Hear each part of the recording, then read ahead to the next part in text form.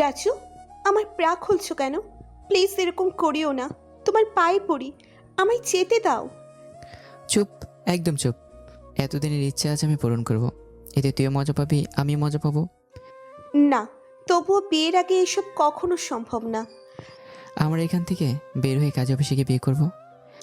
নিজের দেহ প্রেমিককে অর্পণ করার পর যখন সে বলে যে পরিবার আমাদের সম্পর্ক মেনে নেবে না, তখন একটা মেয়ে হয়ে আমার আত্মহত্যা ছাড়া কোনো পথ খোলা থাকে না। আমি মৃতপ্রায় হরিণীর মতো করুণ দৃষ্টিতে তার দিকে চেয়ে চরম হতাশা ভরা কণ্ঠে বললাম, কী সব বলছো তুমি রাজু? আমাদের ভালোবাসার কি কোনো মূল্য নেই তবে? আমি তোমায় ভালোবাসি হাবিবা, তবে আমার পরিবারের বিরুদ্ধে গিয়ে আমি তোমায় বিয়ে করতে পারবো না। ক্ষমা করে দিও আমায়।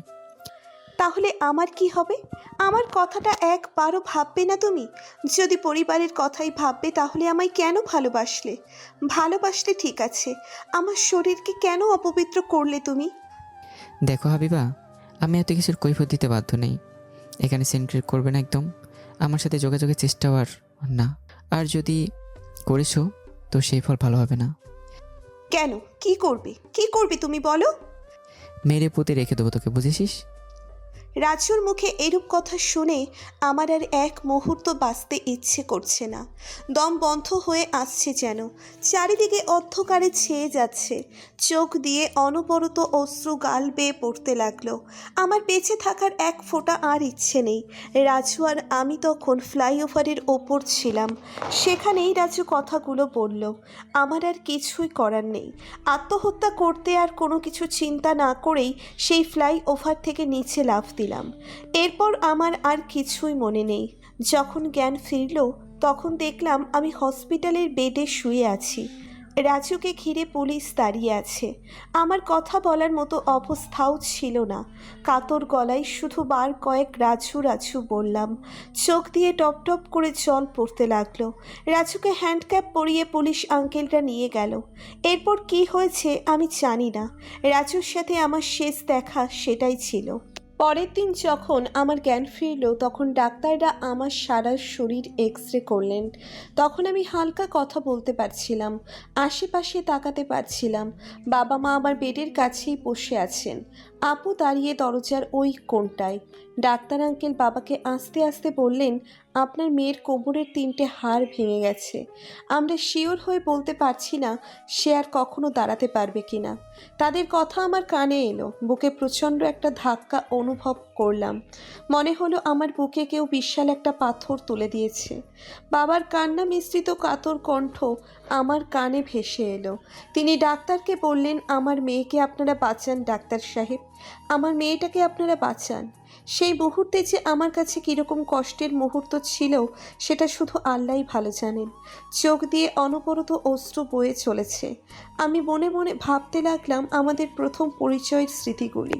রাজুকে প্রথম যখন দেখি তখন সে বাইরে থেকে তার বাড়িতে ঢুকছিল। রাজুর বাড়ি আর আমার বাড়ি পাশাপাশি। আমি দাঁড়িয়েছিলাম বাড়ির গেটে। তখনই দেখলাম রাজু ব্যস্ত হয়ে তার বাড়িতে যাচ্ছে।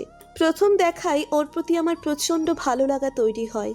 এরপর যখনই ওর সাথে দেখা হয় আমার অনুভূতিটা কেমন যেন পাল্টে যায়, মন অস্থির হয়ে যায়। বুঝতে পারলাম রাজুর প্রতি আমি আকৃষ্ট হয়ে পড়েছি। এই তো সেদিনের কথা। আমি বরাবরের মতো বাড়ির সামনে ছিলাম। রাজু আমার দিকে ইশারা দিয়ে একটা চিরকুট আমার দিকে ছুঁড়ে মারল। আমি সেটা কাছে নিয়ে খুলতেই দেখলাম একটা নাম্বার লেখা। আমার বুঝতে বাকি রইল না রাজুও আমায় পছন্দ করতে শুরু করেছে। এভাবেই শুরু হলো আমাদের সম্পর্ক। সম্পর্ক গভীর হলে রাজু এক পর্যায়ে আমায় দেখা করতে বলল। ফোন করে বলল, হ্যালো হাবিবা। বলো, কেমন আছো? ভালো, তুমি? ভালো। আচ্ছা, আমাদের রিলেশনে তো 1 মাস হয়ে গেল। এখন আমরা দেখা করলাম না, চলো না কাল দেখা করি। কাল? কিন্তু কোনো কিন্তু না, কাল তোমায় আসতেই হবে। আমি জায়গার ঠিকানা তোমায় মেসেজে বলে রাখবো, তুমি চলে আসবে, ঠিক আছে? কিন্তু রাজু, আমার কথাটা তো প্লিজ, কোনো এক্সকিউজ না। এখন রাখি, কাল না আসলে কিন্তু ভালো হবে না। বাই। বলেই ফোনটা কেটে দিল। আরে এইভাবে হঠাৎ বললেই দেখা করা যায় নাকি? আমি তো একটা মেয়ে, আমার কোথাও যেতে হলে বাড়িতে ম্যানেজ করে তারপর বের হতে হয়। এটা কি রাজু বোঝে না? তবে যাই হোক, আমারও মনে মনে আনন্দের সীমা রইল না। ভালোবাসার মানুষটার সাথে দেখা করার অনুভূতিতে আমার গা শিউরে শিউরে উঠল। ইতিমধ্যেই রাজুদের বাসায় আমি যেতাম, কারণ গত সপ্তাহ থেকে রাজুর চাচাতো বোনকে আমার কাছে টিউশনি ঠিক করা হয়েছিল। সেই সুবাদে গত এক সপ্তাহ ধরে রোজ রাজুর বাড়িতে যাতায়াত ছিল। রাজুর আন্টি আমাদের সম্পর্কের বিষয়ে জানতো। তাকে বললাম রাজুর সাথে দেখা করার একটা সুযোগ করে দিতে। পরের দিন যখন ওদের বাড়িতে টিউশনিতে গেলাম, তখন রাজুর আন্টি একটা বোরখা দিয়ে বললেন, যাও দেখা করে এসো। আমিও কিছু বললাম না। একটা রিক্সা নিয়ে গেলাম তার দেওয়া ঠিকানায়। রাজু আমায় একটা হোটেলে নিয়ে গেল। তখনও বুঝতাম না হোটেলে একজন প্রেমিক প্রেমিকাকে কেন নিয়ে যায়। ও, আপনাদের তো আমার কথা বলাই হলো না। আমি হাবিবা, সবে ক্লাস 10-এ উঠেছি, বাবা মায়ের আদরের সন্তান। আপাতত এটুকু জানলেই চলবে। এবার গল্পে ফিরি। হোটেলের রুমে গিয়ে রাজুকে বললাম, আমরা এখানে আসলাম কেন? বাইরে কোথাও বসলে হতো না? বাইরে কেন যান? এখানে আমরা নিরিবিলি সময় কাটাবো। কথাটি বলে রাজু আমার স্পর্শকাতর জায়গাগুলিতে হাত দিতে থাকে। আমি রেগে গিয়ে বললাম, এ কি রাজু, কি করছো তুমি? কি করলাম? আমার ভালোবাসাকে একটু আদর করতে পারবো না নাকি? প্লিজ এসব কথা বাদ দাও। তুমি এসব মতলব ঠিক করে আমায় আনবে জানলে কখনোই আসতাম না। সমস্যা কি? আমি যে তোমায় ভালোবাসি, তাই না? না, তবুও বিয়ের আগে এসব কখনো সম্ভব না। আমরা এখান থেকে বের হয়ে কাজী অফিসে গিয়ে বিয়ে করবো। না, তোমার নোংরা মন মানসিকতা দেখে আমার ঘৃণা হচ্ছে রাজু। আমি কথা দিলাম আমরা এখান থেকে বের হয়ে বিয়ে করে নেব। চুপ করো তুমি। তোমায় বিশ্বাস করেছিলাম আমি, আর তুমি এভাবে আমার বিশ্বাস ভেঙে দিবে আমি কল্পনাও করতে পারিনি। বলেই বিছানা থেকে উঠে যেতেই রাজু আমার হাত শক্ত করে ধরে ফেলে। এক টান মেরে তার বুকে আমায় জড়িয়ে নেয়। শত চেষ্টা করেও আমি নিজেকে ছাড়িয়ে নিতে পারলাম না। কর্কশ গলায় বলে ওঠে, কি ভেবেছিলি তোকে আমি ভালোবাসি? না, তোর শরীর ভোগ করার জন্যই তোকে প্রেমের ফাঁদে ফেলেছি। আজ তো তোর নিস্তার নেই। রাজু প্লিজ আমার হাত ছাড়ো। কী সব বলছো তুমি? আমায় নিয়ে এসব বলতে লজ্জা লাগছে না তোমার? ছাড়ো আমার হাত। যা করছি তাতে চুপচাপ সায় দে। এতে তুইও মজা পাবে, আমিও। তোর মতো এত হট একটা মেয়েকে ছেড়ে দেবো ভেবেছিস? প্লিজ এরকম করিও না, তোমার পায়ে পড়ি, আমায় যেতে দাও। চুপ, একদম চুপ। এতদিনের ইচ্ছা আজ পূরণ করবো। আমার আকুতি মিনতি কান্না কিছুই যেন তার কান অব্দি পৌঁছচ্ছে না। আমায় ধাক্কা মেরে বিছানায় ফেলে দিয়ে আমার উপর ঝাঁপিয়ে পড়ল রাজু। তার লালসা মিটিয়ে আমায় ধাক্কা দিয়ে সরিয়ে দিয়ে সে বলল, চুপচাপ বোরকাটা পরো, আমাদের যেতে হবে। আমি বোরখাটা পরে বাইরে আসলাম। চোখের অশ্রু আজ আর বাঁধ মানছে না। সেদিন চুপচাপ বাসায় আসলাম। মনে মনে নিজের প্রতি ঘৃণা হতে থাকলো। তার কিছুদিন পরের কথা, আমার আম্মু মেডিকেলে জব করত। তার সুপারিশে আমারও মেডিকেলে জব হয়ে যায়। তখনও আমি এসএসসি দিইনি। সেই ঘটনার পর রাজুর সাথে আমার কথা হতোই। প্রথমে আমি ইগনোর করলেও সে নানান উপায়ে আমায় বোঝাতে থাকলো যে সে না বুঝেই বলেছে। নিজের ভুল স্বীকার করে নেয়। আমিও ক্ষমা করে দিয়েছিলাম, কেননা সেই প্রথম পুরুষ যে আমায় স্পর্শ করেছে। এরপর আমি ডিউটি করতাম। রাত জেগে রাজুর সাথে কথা বলতাম। তখনও সব ঠিকঠাক ছিল। একদিন আমার রাতে ডিউটি পড়ে। রাজুকে বলেছিলাম আমার রাতে ডিউটির কথা। সে বলল সেও আসবে। আমি বারণ করে দিই, কারণ কেউ দেখে ফেললে সমস্যা হতে পারে। আমার বাসা থেকে মেডিকেলে যাওয়ার একটা শর্টকাট রাস্তা হলো রেললাইন দিয়ে যাওয়া। আমি রেললাইন দিয়ে যাচ্ছি রাতে ডিউটির জন্য। রাজুর বাসা যেহেতু আমার বাসার সাথেই, তাই সেও বারণ সত্ত্বেও আমার সাথে আসলো। দুজন পাশাপাশি হাঁটছি।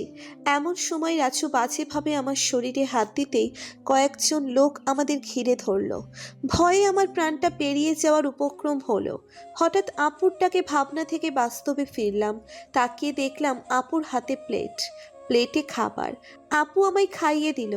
এই সময়টাই আপুই আমায় যাবতীয় সব কাজ করে। আবার আপুর সাথে প্রতিদিন নিয়ম করে ঝগড়া হতোই। আপু রাগ হয়ে পূর্বের ঘটনাগুলি বলতো। আমি শুয়ে নিই। যখন আর পারি না তখন আমিও তর্ক করি।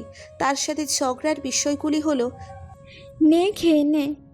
খাবো না আপু, কেন খাবি না? মন চাইছে না। এসব ঢং করবি না। সারাদিন তোর এখানে পড়ে থাকি, সেবা যত্ন করি, আর প্রতিটি বেলায় খাওয়া নিয়ে এসব ঢং সহ হয় না আমার। তো আমি কি তোমায় বলেছি নাকি আমায় খাইয়ে দাও? এ মুখটা এখনো কমেনি। পরিবারের মান সম্মান খেয়ে বসে আছিস, তবুও মুখ কমেনি। আপু পুরনো কথা তুলে খোটা দিবি না, একদম বলে দিলাম। তো কি করব? লজ্জা করে না? কুকর্ম করে আবার বড় বড় কথা বলছিস। তারপর নিজের কাছে নিজেকেই ছোট মনে হয়। সত্যিই তো, আমি যা করেছি তা তো আমার পরিবারের মান সম্মান ধুলোয় মিশিয়ে দিতে যথেষ্ট। তাদের ওপর রাগ কেন করছি? তারাই তো আজ আমার পাশে আছে। যাকে পাশে পাবার জন্য নিজের সবটা বিলিয়ে দিলাম, সেই আজ আমায় এভাবে তিলে তিলে শেষ করে দিচ্ছে। হায় রে ভালোবাসা। এরপর কেটে গেল 1 মাস। আমায় এক্স-রে করা হলো। ডাক্তাররা তখনও কোনো আশা দিতে পারছে না যে আমি কখনো দাঁড়াতে পারবো কিনা। আমি চেষ্টা করে মাঝে মাঝে বসার চেষ্টা করতাম, এতে আম্মু বকাঝকা করতো, বলতো কেন আমায় এখনই দাঁড়ানোর চেষ্টা করতে হবে, যদি কোনো অসুবিধে হয় এসব আর কি। কিন্তু আমি অনেক চেষ্টা করেও পারতাম না। আম্মুকে অনেকবার বলার পর কখনো আম্মু কখনো আপু আমায় ধরে কিছুটা বসানোর চেষ্টা করতো। কিছুক্ষণ দাঁড় করিয়ে রাখতেই গা কেমন গুলিয়ে ওঠে, মাথা চিনচিন অনুভব হয়, মাথা ঘুরতে থাকে। তবে প্রায় সময়ই আমি নিজে নিজেই বসার চেষ্টা করতাম, দাঁড়ানোর চেষ্টা করতাম, তবে তেমন লাভ হতো না। এভাবে চেষ্টা করতে করতে আমি অবশেষে দাঁড়াই, কারো সাহায্য ছাড়াই। হ্যাঁ, অবিশ্বাস্য হলেও এটাই সত্যি। সেদিন আমার অনেক আক্ষেপ জন্মাতে থাকলো যে আমার যা হয় হোক, আমি দাঁড়াবই। প্রথমবার দাঁড়াতে গিয়ে পারলাম না, বিছানায় বালিশের ঠেস দিয়ে বসে রইলাম। দরজার দিকে বারবার তাকাচ্ছিলাম আম্মু আপু আসছে কিনা। কেননা আম্মু আপু যদি দেখে আমি একা একা দাঁড়ানোর চেষ্টা করছি, তাহলে আমি অনেক বকবে। দ্বিতীয়বার কিছুক্ষণ বেডটা ধরে দাঁড়াতেই মাথাটা কেমন চক্কর দিয়ে উঠল। সাথে সাথে বিছানায় কিছুক্ষণ বসে থাকলাম। এখন আমার মনের বল আরও দৃঢ় হলো। দৃঢ় প্রত্যয় নিয়ে আমি তৃতীয়বার দাঁড়ানোর প্রস্তুতি নিলাম। হ্যাঁ, আমি পেরেছিলাম। তৃতীয়বার চেষ্টার পর আমি দাঁড়াতে পেরেছিলাম। আমার যে তখন কি খুশি লাগছিল বলে বোঝাতে পারবো না। আর মনে মনে আল্লাহর কাছে শুকরিয়া আদায় করতে থাকলাম। কথাটা আম্মুকে বলতেই প্রথমে অনেক বকা দিল। কেন একা একাই চেষ্টা করলাম, কোনো ক্ষতি হলে কি হতো। তারপর তারাও অনেক খুশি হয়। তাদের খুশি দেখে আমার কান্না পেয়ে গেল। আর এভাবেই প্রতিদিন আম্মু আপু আব্বুর সাহায্যে, কখনো নিজের চেষ্টায় ধীরে ধীরে সুস্থ হতে লাগলাম। ইরফান প্রায় প্রতিদিন আসতো আমার খোঁজ খবর নিতে। আমার জন্য ফল ড্রিঙ্কস জাতীয় অনেক কিছু নিয়ে আসতো। আমি ওকে দেখে প্রচুর লজ্জা পেতাম, তবে ইরফান যে আমায় এখনো ভালোবাসে সেটা বুঝতে পারছিলাম। ওর সাথে আমার কথা ছিল কিছুটা এরকম। কেমন আছো হাবিবা? ভালো, তুমি? ভালো। শরীর কেমন এখন? মোটামুটি ভালো। আচ্ছা। তোমাকে অনেক ধন্যবাদ ইরফান। ধন্যবাদ কেন? আমার জন্য এত কিছু করছো। এখন তো কেউ কারোর জন্য এত কিছু করে না, তাই না? হয়তো করে না, তবে তুমি আমার কাছে স্পেশাল। স্পেশাল মানে? আমরা বেস্ট ফ্রেন্ড না, সেদিক দিয়ে তো স্পেশালি। ও হুম। তুমি খুব তাড়াতাড়ি সুস্থ হয়ে উঠবে হাবিবা, চিন্তা করো না, আমি সবসময় তোমার পাশে আছি। তোমাদের এই ত্যাগ আমি কিভাবে যে শোধ করি। এখন তুমি রেস্ট নাও, রাতে এসে আমি দেখে যাব, কেমন? আচ্ছা। বাই। প্রায় 3 মাস হসপিটালে থাকার পর আমি বাড়িতে আসি। মনে হচ্ছিল আমি স্বর্গ সুখ খুঁজে পেয়েছি। মনে হতে থাকলো কাছের মানুষ থাকতে জীবনের কোনো সময়ই খারাপ যায় না। বাসায় আসার পর রাজুর কথা মনে পড়ল। তখনও সেই বেইমান রাজু জেলে। বাড়িতে আসার কিছুদিন পর শুনলাম সে নাকি ছাড়া পেয়েছে, এখন কাতারে চলে গেছে। তবে মামলা এখনও চলছে। দেশে ফেরা মাত্রই আবার জেলে ঢুকতে হবে। ছাড়া পাবার কারণ আছে, তারা ছিল প্রচুর বড় লোক, টাকার জোরে বের করিয়ে নিয়েছে। ও হ্যাঁ, আর একটা কথা তো বলাই হয়নি। আমি যখন হসপিটালে তখন রাজুর জেলে নিলে তার বাবা মা আবার বাবা মায়ের কাছে আসে। তারা নাকি আপুকে টাকা দিতে চেয়েছিল, বিনিময়ে তাদের ছেলের উপর করা দায় কেসটা যেন আমরা তুলে নিই এজন্য। আমার আব্বু কঠিন স্বরে বলেছিলেন, না, টাকার চিন্তা আমরা করি না, আমাদের মেয়ের সাথে অন্যায়ের শাস্তি ওই কুকুরটাকে পেতেই হবে। বাড়িতে এসে ইরফানের সাথে আমার প্রতিনিয়ত কথা হয়। আমার এটা ওটা আবদার পূরণ করে, সব সময় আমাকে সঙ্গ দেয়। আমিও তাকে বেস্ট ফ্রেন্ডের থেকেও বেশি গুরুত্ব দিই। একদিনও আমায় বলল, হাবিবা, তোমার একটা কথা বলা ছিল। বলো। আমি তোমায় বিয়ে করতে চাই। ইরফান, কি বলছো তুমি? আমার বিষয় তো সব জানো তুমি, তবুও এসব বলছো? ভেবে বলছো তো? হ্যাঁ, আমি ভেবেই বলছি। আমি তোমায় প্রথম থেকেই ভালোবাসতাম। তুমি অন্য কাউকে ভালোবাসো, তার জন্য কথাটা আর বলতে পারিনি। এটা সম্ভব না ইরফান। আমার তো কোনো সমস্যা নেই হাবিবা, তবে কি তুমি চাও না আমাদের বিয়েটা হোক? আমি জানি না। আমি তোমার অতীত নিয়ে কোনো অভিযোগ করব না কোনো দিন। প্লিজ আমায় একটা সুযোগ দাও। ইরফান দেখো, আজ তোমার এরকম মনে হচ্ছে, কিন্তু দুদিন পর তোমার মনে হবে তুমি ঠকেছো। আমায় তুমি তখন ভালো নজরে নাও দেখতে পারো। একটু ভেবে দেখো তুমি। আমি ভেবেই বলছি, তুমি শুধু রাজি হয়ে যাও প্লিজ। আমরা না হয় রাজি হয়ে বিয়েটা করে নিলাম, কিন্তু সমাজে তুমি যে অনেক কথা শুনবে। লোকে বলবে এরকম একটা মেয়েকে তুমি বিয়ে করেছো। তারা তো বলবেই, আমি যাকে ভালোবাসি তাকে বিয়ে করব। ভালোবাসা মানুষের হাজার খারাপ দিক থাকা সত্ত্বেও তাকেই ভালোবাসা তো প্রকৃত প্রেম। সেদিন ইরফানের কথার উত্তর আমার কাছে ছিল না। ছেলেটা আমায় বড্ড ভালোবাসে। শেষমেশ আমি রাজি হয়ে গেলাম। এরপর ওদের পরিবার আমাদের বাসায় আসলো। তারা বসে আমাদের বিয়ে ঠিক করলেন। আমি শুধু অবাক হয়ে ইরফানের দিকে তাকিয়ে রইলাম। একটা মানুষ কিভাবে এরকম করতে পারে? এতদিন গল্পে দেখেছি, কিন্তু ইরফান তার বাস্তব উদাহরণ। আমি যেন কখনো ওকে কষ্ট না দিই। সত্যি, ভালোবাসা জিনিসটা আমরা যেরকম ভাবি সেরকম না। প্রকৃত ভালোবাসা সেটাই যেখানে প্রেমিক প্রেমিকা তাদের অতীতকে জেনেও সমানভাবে ভালোবাসে। পরিশেষে একটা কথা বলি, একটা মেয়েকে মন দিয়ে ভালোবাসলে মেয়েটি আপনাকে জীবন দিয়ে ভালোবাসবে। মেয়েদের কাছে আমি জানতে চাই, আমি কি ভুল বললাম?